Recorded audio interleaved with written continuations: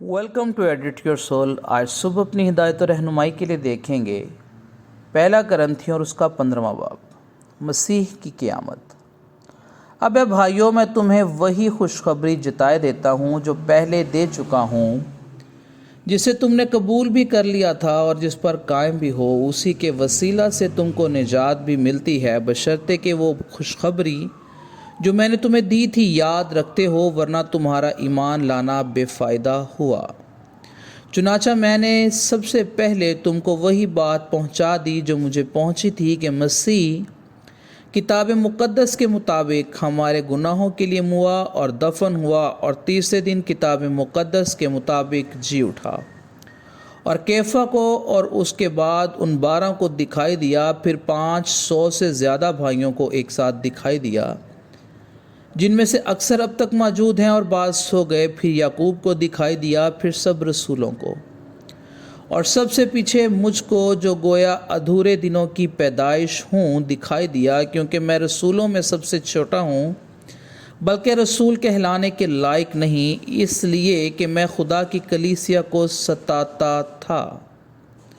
लेकिन जो कुछ हूँ खुदावंद के फ़ज़ल से हूँ, और उसका फ़ज़ल जो मुझ पर हुआ वो बेफ़ायदा नहीं हुआ, बल्कि मैंने उन सब से ज़्यादा मेहनत की, और ये मेरी तरफ से नहीं हुई बल्कि खुदावंद के फ़ज़ल से जो मुझ पर था। पस ख्वाह मैं हुआ ख्वाह वो हूँ, हम यही मनादी करते हैं कि इसी पर तुम ईमान भी लाए। पस जब मसीह की ये मनादी की जाती है कि वो मुर्दों में से जी उठा, तो बाज़ तुम में से किस तरह कहते हैं कि मुर्दों की क़यामत है ही नहीं। अगर मुर्दों की क़यामत नहीं तो मसीह भी नहीं जी उठा, और अगर मसीह नहीं जी उठा तो हमारी मनादी भी बेफ़ायदा है और तुम्हारा ईमान भी बेफ़ायदा, बल्कि हम खुदा के झूठे गवाह ठहरे, क्योंकि हमने खुदा की बाबत ये गवाही दी कि उसने मसीह को जला दिया, हालांकि नहीं जलाया। अगर बिलफ़र्ज़ मुर्दे नहीं जी उठते, और अगर मुर्दे नहीं जी उठते तो मसीह भी नहीं जी उठा, और अगर मसीह नहीं जी उठा तो तुम्हारा ईमान बेफ़ायदा है।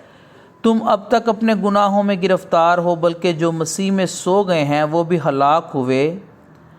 अगर हम सिर्फ़ इसी ज़िंदगी में मसीह की उम्मीद रखते हैं तो सब आदमियों से ज़्यादा बदनसीब हैं। खुदावंद के ज़िंदा पाक कलाम के पढ़े और सुने जाने पर उसकी ख़ास बरकत और रहमत हो। आमीन।